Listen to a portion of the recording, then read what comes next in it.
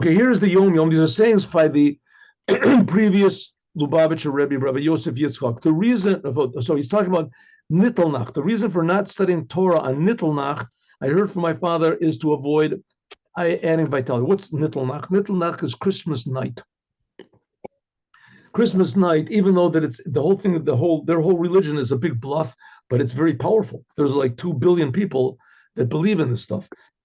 So they made their big holiday is what's called Christmas. Christmas is supposed to be the day that JC was born. Even though there's different ones, there's according to the Nicenian calendar and the other calendar, doesn't make any difference. On that night, and really the Hasidim are different. I think like Belzer Hasidim, they have a different Nittelnacht than others. Sephardic Jews don't keep this at all. On that night, we don't learn Torah. From sunset until midnight, we don't learn Torah. This is the Sephardic Jews do learn Torah. The Lubavitcher Jews, they do learn Torah. But all the Hasidic Jews and those that are basic, that they base their whole thing on a little bit on Kabbalah and things like that, they don't learn Torah. So why not? Why not learn Torah? I mean, if there's any good day to learn Torah, it's that day. You have we're now in the exile of Edom. Edom is Rome, right? The exile of Romi. That's the best night. It says no, you don't. That whole religion of Christianity, it comes by distorting the Torah. But there's a place in the Torah to be distorted. The Torah is open to distortion. And they use that and distorted the whole entire Torah to say there's no more commandments. All the commandments are spiritual. All you have to do it. Anyway, the source of their whole religion comes from the Torah, from this lacuna, from this possibility in the Torah to be misinterpreted.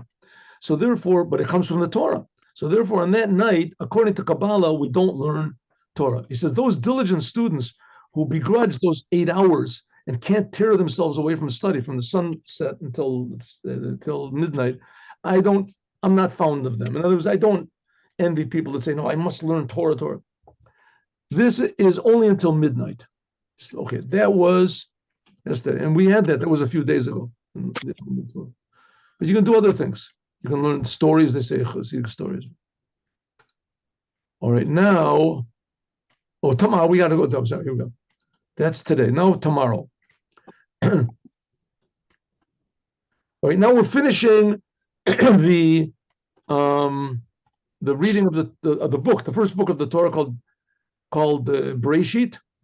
And the one who gets called up, he also, the whole congregation, as soon as they finish the last sentence, everyone says, Chazak, Chazak, V'nit Chazek. The one gets called up also says, Chazak, Chazak, V'nit Chazek. All right, let's go. When the Tzemach Tzedek was a young boy, and he learned the passage, Yaakov lived in the land of Egypt 17 years. And the teacher translated it according to the Baal HaTurim. Baal HaTurim was Yaakov Baal HaTurim. He wrote the book, the Tur, on the Shulchan Aruch. Tur Shulchan Aruch. That came before the Shulchan Aruch. Said his teacher said, our father lived the best years of his life. 17 best years of his life were in Egypt. The Tzemach Tzedek, he was a young boy. When he came home, he asked his grandfather, the Alter Rebbe, the first Rebbe of Chabad, and he asked him, how can it be that our father, Yaakov, the choice of our 3 forefathers, Abraham, Yitzchak, Yaakov is the best, that the best years of his life were in Egypt, the land of corruption? It says the land of Egypt was the most decadent land in the world, Egypt and Canaan. The Alter Rebbe answered and said, why? Because Yehuda, he sent before him to Goshen.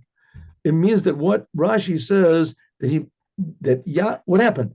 And Yosef revealed to his brothers that he's Yosef and he's still alive. And he said, go back to Israel, bring my father down to Egypt. So they went back to Israel and they told Yaakov that Yosef is alive. And Yaakov immediately said to Yehuda, you go first and establish places of learning so that the tribes would be able to learn the Torah.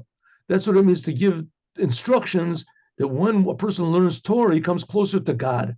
Maybe Goshen means the nigash, to come closer to God.